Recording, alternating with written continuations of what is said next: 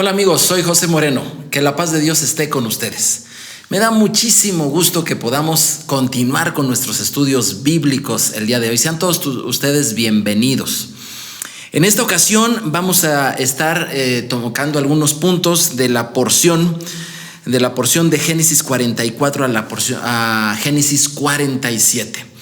Esta porción tiene por nombre "y se acercó", y es que precisamente Génesis 44, 18 de allí toma su nombre.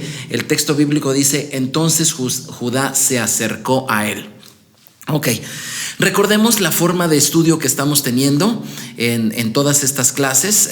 Lo que hacemos es tomar en cuenta las porciones en las cuales ha sido dividida la Torá, y claro, por Torá entendemos los cinco libros de Moisés. Entonces, cada una de las 54 porciones se le ha puesto un nombre. Ya esto tiene muchísimo tiempo, y esta porción lleva por nombre "y se acercó". Obviamente, toda la porción se enfoca mucho al acercamiento que hay, en este caso, de dos personas, dos hermanos, en especial José y Judá. Pero esto tiene implicaciones en muchos aspectos. Tiene implicaciones de historia, en cómo estos hermanos se reúnen, tiene implicaciones en cómo las familias se reúnen, tiene implicaciones en cómo se unen también las dos facetas del Mesías, pero también tiene implicaciones de cómo se unen los dos grandes pueblos al final de los tiempos en las Escrituras. Quisiera comentarles acerca de un acercamiento. Para mí, el acercamiento muy importante que hubo, se los comento a título personal, fue el acercamiento que tuvo, por ejemplo, mi papá con sus hermanas. Mi papá tuvo, como en muchos casos, en muchas familias, un distanciamiento físico, porque pues los hermanos crecen y unos se van para acá, otros para allá. Algunos vivieron en el norte del país, otros en el centro, nosotros nos fuimos al sureste. Y entonces el distanciamiento que hubo entre mi papá y mis tías fue fuerte, fue durante mucho tiempo, pero llegó el momento en el cual la palabra del Señor llegó a nuestra casa, a nuestras vidas, y mi papá se sintió muy motivado para tener un reencuentro con sus hermanas. Obviamente estoy hablando de los tiempos cuando no había internet, cuando las comunicaciones no eran fáciles. Todavía se escribía la gente en cartas, imagínese usted. Entonces, tal vez ahorita un reencuentro para ti sea muy sencillo por las redes sociales, pero estoy hablando de los años 60, 70 del siglo XX. En ese tiempo los reencuentros no eran fáciles. Entonces fue muy memorable para toda la familia, fue muy emotivo para mi papá, y yo puedo ver algo de eso reflejado de lo que la porción de esta semana tiene para nosotros. Les invito a que lean ustedes toda la porción. Repito la cita para aquellos que no tengan la costumbre de estudiar la Biblia de esta manera. Mira, es Génesis 44, 18 a Génesis 44, 27. Es "y se acercó". Y bueno, en este pasaje voy a leer algunos de los primeros versículos para entrar en contexto. Recuerda que José es la persona principal en estos capítulos de la Biblia, y José ha sufrido algo muy fuerte que pocas personas han sufrido. Por ejemplo, recuerden que en capítulos pasados José fue... Lo agarraron, era el consentido del papá, los hermanos no querían, y 10 de sus hermanos lo tomaron y lo aventaron a un pozo. Pensaban en matarlo, y entonces allí uno de los hermanos, Judá, precisamente, él fue el que dice: fíjate, pero ¿de qué nos sirve muerto? Estoy parafraseando, obviamente, no para simplemente el contexto. ¿De qué nos sirve muerto? Mejor vamos a venderlo. Entonces, cuando esto estamos hablando de venta, estamos hablando de privación ilegal de la libertad, estamos hablando de secuestro. Entonces, las personas que han sufrido un secuestro saben lo extraordinariamente fuerte, doloroso son eventos que llegan profundo al corazón de la persona, a su mente. a su forma de vida. Ahora imagínate José cuando fueron sus propios hermanos, 10 de sus hermanos. ¿Sabes qué? Vamos a sacar una ventaja de él, lo vamos a dar por muerto y es Judá el que hace esto. Él prefiere perder a un hermano sacando ventaja económica y pues la vida cambia. La vida cambia y ahora viene el reencuentro. Y en ese reencuentro lo interesante es que los 10 hermanos llegan con José, pero no saben quién es José.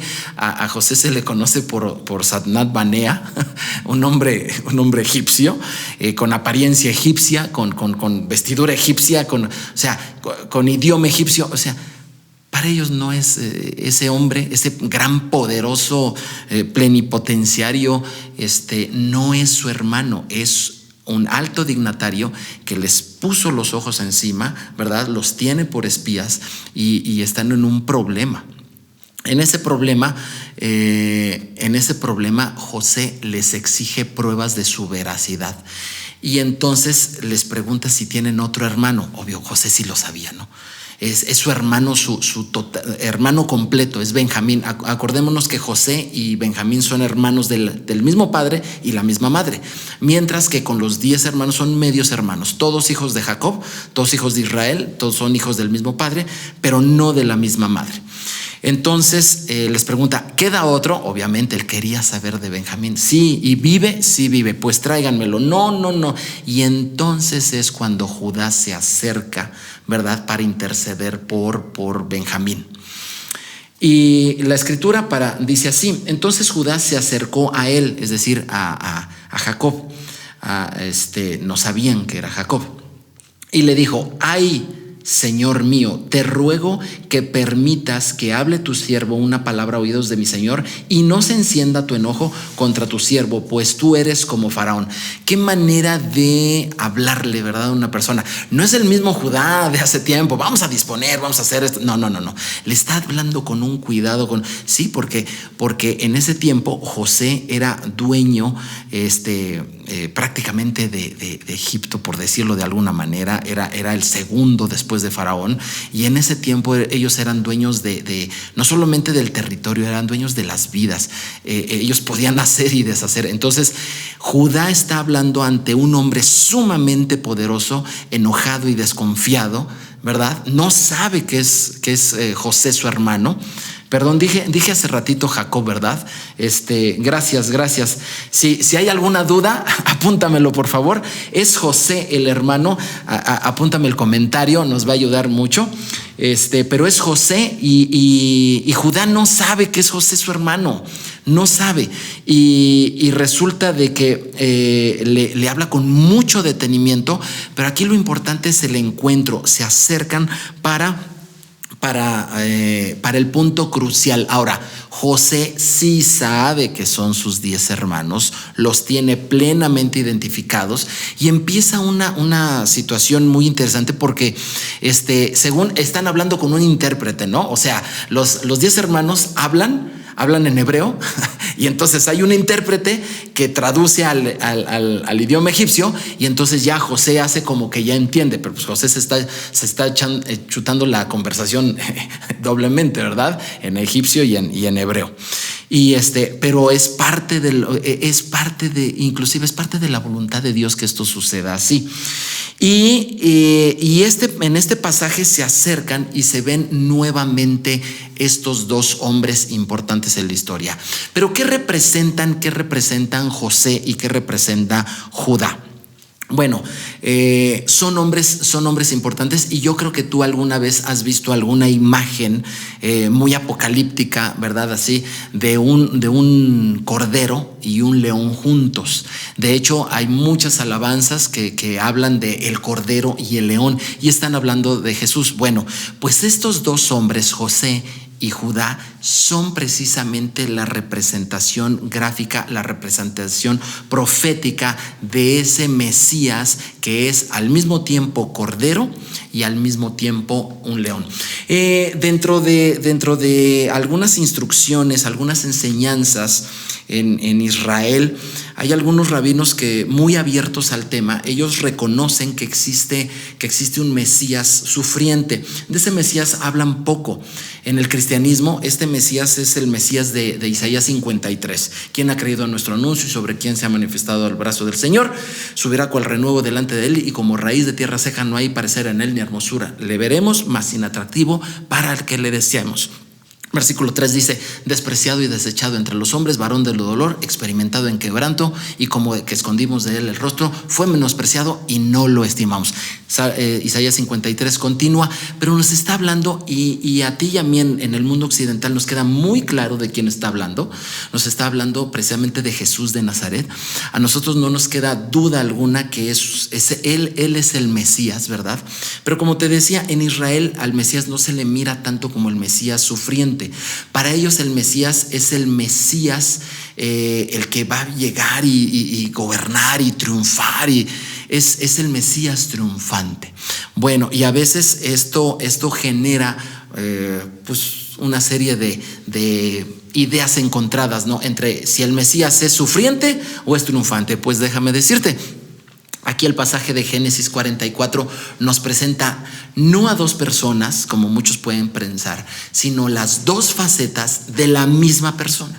Jesús es el Mesías sufriente, es decir, Jesús es el Cordero representado en José, el que ha sufrido, el que lo sacaron de su casa a los 17 años, le quitaron la ropa que su papá con tanto cariño le daba, le quitaron ese puesto de ser hijo de familia, se quedó como esclavo, fue difamado, fue encarcelado. No, o sea, si alguien ha sufrido en la Biblia, aparte de Jesús, es José. De hecho, es difícil, muy difícil encontrar a un personaje que se parezca tanto a Jesús como lo fue José. Entonces, aquí tenemos el encuentro del Cordero representado en José. Pero por otro lado tenemos a Judá. Y Judá, tú has oído que al final en el Apocalipsis se habla de el león de Judá, porque un león no llega pidiendo permiso. Oigan, ¿saben qué? Vengo por mi creación, vengo por mi pueblo, No. El león es dominante, el león es fuerte. Entonces, y ese león de Judá es precisamente Jesús también, y en esta ocasión está representado por Judá. Simboliza, aquí tenemos al Mesías sufriente y al Mesías reinante. Pero este encuentro de estos dos hermanos no solamente representa las dos facetas del mismo Mesías, sino también representa el encuentro de dos naciones hermanas que se separaron.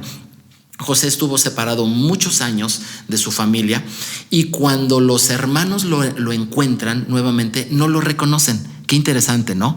Cuando lo encuentran, no lo reconocen. Judá está representando a obviamente podemos verlo el día de hoy, a los judíos. De todas las todas las 12 tribus que son el pueblo de Israel, estoy hablando genéticamente, de todas las 12 tribus, la única que quedó fue la de Judá, y también una parte de la tribu de Benjamín. Quedaron estas dos tribus, y todos los judíos que tú puedas conocer biológicamente el día de hoy son descendientes literalmente de la tribu de Judá, es decir, parientes consanguíneos de Jesucristo. Así, ellos son. Y representan a todos los judíos. Por eso se les puso ese nombre, ¿verdad?, de judíos, porque vienen de la tribu de Judá. Es obvio. Sin embargo, las otras 10 tribus, ¿verdad?, los otros 10 hermanos se perdieron, se dispersaron en una de las diásporas, y fueron los que se asimilaron a las demás naciones. Entonces perdieron su genética, ¿verdad? Y dentro de Israel se les comenzó a llamar, fíjate qué interesante, se les comenzó a llamar los gentiles. Es muy interesante, porque ellos fueron los gentiles y empezaron una pugna. Por ejemplo, cuando tú ves en el Evangelio de Juan capítulo 4, ¿verdad?, Jesús con la samaritana, ya podemos ver que los judíos, ¿verdad? Que sí regresaron, y los judíos ya mezclados, como los samaritanos, tienen una pugna en su fe, en sus costumbres, en todo, ya no son tan hermanos como debería de ser. Bueno, esas diferencias se han ido acrecentando en los 2000 años posteriores, y esos gentiles, llamados así por los judíos, no es que ustedes son gentiles, ¿verdad? No, es que sí somos, no, ustedes ya son gentiles y son samaritanos y demás, se han esparcido por todo el mundo. José en el pasaje representa precisamente a toda esa nación, aquellos que han perdido su identidad. Recuerda que cuando llegaron no vieron un José hebreo, vieron un José, es más, no vieron un José, vieron un Sabnat Banea egipcio, ¿verdad? Alguien que perdió ya su identidad, que habla otro idioma, que tiene otras costumbres, que come otras cosas, que se viste de manera diferente, que ya es irreconocible dentro de los hebreos. Entonces representa todos esos israelitas que dejaron su identidad. Aquí tenemos el encuentro de Judá y de José. En estas dos personas también tenemos el encuentro. ¿Por qué? Porque al final va a venir ese encuentro de estas dos naciones. Los judíos que tú conoces, que muchos de ellos están regresando a Israel el día de hoy, y todos los demás israelitas que perdieron su identidad y que están regados por el mundo y que no se reconocen como pueblo de Israel. Sin embargo, hay una profecía muy, muy importante acerca de esto. A lo mejor tú piensas que, bueno, ¿de dónde me estás diciendo estas cosas, José? Acompáñame, por favor, en el profeta Ezequiel. Hay mucho que podemos ver, pero en esta clase quisiera yo dejarte esta profecía que es sumamente clara, ilustrativa en esto que te estoy diciendo. Ezequiel capítulo 37, versículos del 15 en adelante, del 15 al 22, dice así: Vino a mí palabra del Señor diciendo: Hijo de hombre, toma ahora un palo y escribe en él para Judá. Fíjate, el primero de los hermanos que está en el pasaje de Génesis. Y para los hijos de Israel, sus compañeros. Toma después otro palo y escribe para Israel, dice, para José, palo de Efraín. José y Efraín son sinónimos en la Biblia y se refiere a todos aquellos hebreos que perdieron su identidad.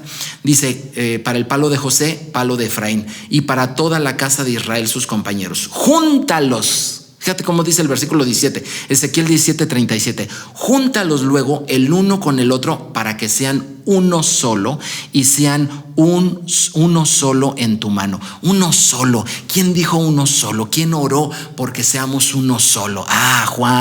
En Juan capítulo 17, versículo 17, Jesucristo está orando: Señor, que ellos sean uno solo. Y a lo mejor aquí en el mundo occidental están pensando, sí, para que la iglesia cristiana sean uno solo. No, Jesús está orando conforme a los profetas, y Jesús lo que está diciendo es para que finalmente José y Judá sean uno solo. Claro, con esas oraciones tan bonitas, pues cualquiera se pone el saco, ¿no? Pero en realidad, lo que Jesús está orando ahí en el huerto de Getsemaní, Él está orando para que estos dos palos, para que estas dos naciones, para que estas dos familias vuelvan a unirse y se cumpla lo que viene en el Génesis, de que estos dos, que en otro tiempo fueron totalmente adversos, ahora se vuelvan a unir. Bueno, ahora la prueba que pide José a sus hermanos. La prueba que pide José es en Génesis, regreso a Génesis 44, 33 al 34, donde dice: Te ruego por tanto que quede ahora tu siervo en lugar del joven por el siervo de mi señor. Fíjate que ahora se invierten los papeles. Años antes, cuando están echando a José al pozo, Judá es el que tiene la inteligencia de decir: no lo matemos, vamos a sacar provecho de él, mejor lo vendemos. Años después, ese mismo Judá ha cambiado tanto que ahora que José está pidiendo: tráiganme ahora a Benjamín, Judá se pone en medio y dice: no puede ser. ¿Sabes qué? Es más, pongo yo mi vida por él. Imagínate. Porque yo no puedo regresar con mi papá, con Jacob. Yo no puedo regresar y no regresarle a su hijo. Y es que mi hermano Benjamín tenía un hermano, y todo esto José lo está oyendo como si, y poniendo cara de no sé nada, ¿no? Tenía un hermano, pero murió ese hermano. Murió. Ok, murió. Y si ahora algo le pasa a Benjamín, el más pequeño, no, mi papá se nos muere de la tristeza. Entonces, y le habla al gran señor ese egipcio, le habla y le dice: ¿sabes qué? Yo me ofrezco. Es más, si necesito ser esclavo, yo soy esclavo. ¿Tú te imaginas lo que está sintiendo José cuando su secuestrador de hace años está diciendo: yo ya no quiero un beneficio económico, prefiero yo ser el esclavo antes de cualquier otra cosa? Vaya que Judá ha cambiado, ¿no? Judá ha cambiado. Y es verdaderamente la confesión que hace Judá y el arrepentimiento lo que hace que José ya no aguante más. En el capítulo 45, versículo 1 dice: no podía ya José contenerse delante de todos los que estaban al lado suyo. Entendamos que es un asunto no resuelto en el corazón de José. Y ahora tiene a sus 10 secuestradores, son sus hermanos. Perdón que diga esta palabra tan fuerte, pero quiero que se transmita un poco el corazón de José. O sea, tiene a estos que hace 10 años le cambiaron y le destruyeron la vida. Y José está tratando de entender que todo esto está dentro de los planes de Dios. Pero oye, nadie es de piedra. O sea, los tienes enfrente y ahora ellos se ponen de aval para que el hermano más pequeño, ahora sí que lo voy a poner de esta manera, para que tu hermano José, para que tu hermano, el más chiquito, al que quieres ver, al que amas, al que es hijo de tu madre y de tu padre también, a ese no le pase nada. Ahora estos ponen su vida, y sobre todo Judá pone su vida para que ahora a tu hermano el menor no le pase nada. O sea, lo que está ocurriendo es uno de los perdones humanos más grandes en toda la historia de toda la humanidad. Y José lo está viendo en primera fila y casi es impresionante. Él ya no se aguanta. El llanto, las emociones encontradas de gozo de ver sus hermanos cambiados y el llanto de todos los años que ha sufrido. Entonces es muy fuerte. Y esto es una enseñanza muy, muy importante. Voy a ponerlo de esta manera. Todos tenemos muchas veces desencuentros con amigos, con familia, muy fuertes y que pensamos que son irreconciliables, totalmente irreconciliables. ¿Sabes qué?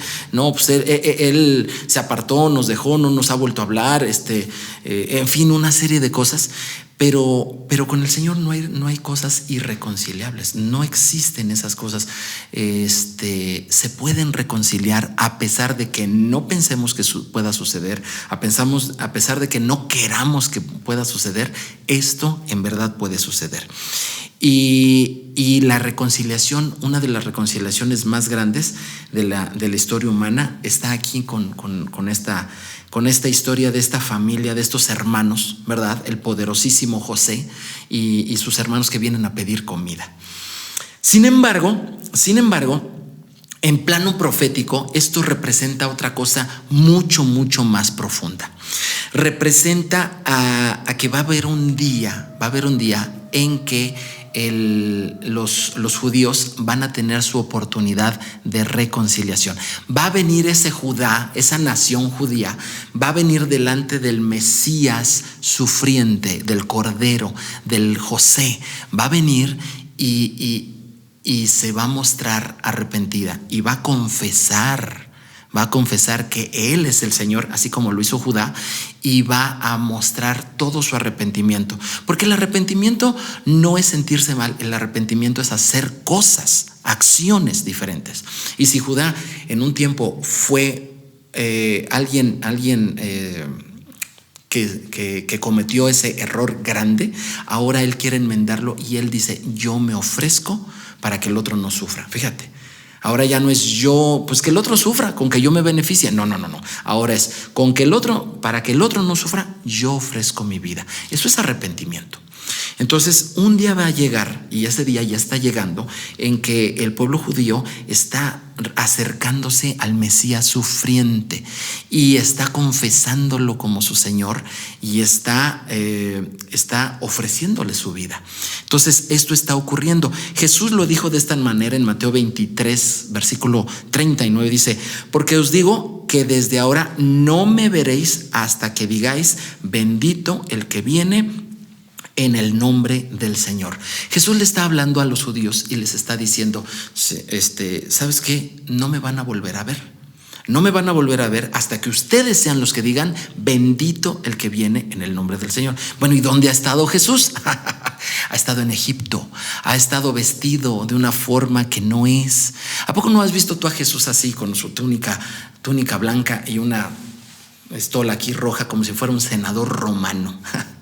Hay un Jesús romano que se nos ha predicado durante 2000 años, un Jesús occidental, un Jesús totalmente sacado de su contexto, sacado de lo que es, un Jesús occidentalizado, un Jesús al gusto de Occidente. Pero ese no es Jesús. Jesús es judío, Jesús habla hebreo, pero le hemos puesto otro nombre, le hemos puesto otra vestidura. Sí, estás viendo a José allí, eso es lo que Egipto ha hecho de Jesús, ¿verdad? Un alto dignatario poderosísimo, pero se le ha puesto se le ha puesto como cristiano. Y Jesús jamás dijo que él era cristiano, ¿no? Suena curioso, pero Cristo no era cristiano. Cristo era judío y así es él. Y al final de los tiempos, los judíos lo van a reconocer. ¿Y qué va a pasar con ese Sabnat Banea egipcio? ¿Qué va a pasar? Que tiene su tocado egipcio, que tiene, por decirlo así, su túnica blanca con su estola roja y todo. ¿Qué va a pasar con ese Jesús que muchos piensan que alza los 2 dedos y cosas de ese tipo? No, eso no es Jesús. Pero bueno, ¿qué va a pasar con ese Jesús? Bueno, se va a quitar todos esos atuendos y se va a mostrar judío tal cual es, hebreo de hebreos. Tal cual es, así se va a mostrar como lo hizo José. Vamos a ver un poco más acerca de qué es lo que qué es lo que José siente al ver sus hermanos. Dice: no podía contenerse, ya lo leímos ahí en el 45:1. Dice: delante de todos los que estaban a su lado, y clamó: haced salida todos de mi presencia. Y no quedó nadie con él al darse a conocer José a sus hermanos. Entonces se dio a llorar a gritos, y oyeron los egipcios y oyó también toda la casa de Faraón. ¿Qué es lo que va a ocurrir? Vamos a hablar en términos proféticos, ¿sale? En términos proféticos, este pasaje lo que habla es de que la nación de Israel, los judíos, tienen un lugar especial en el corazón de Dios. No nos sintamos desplazados los que no seamos judíos.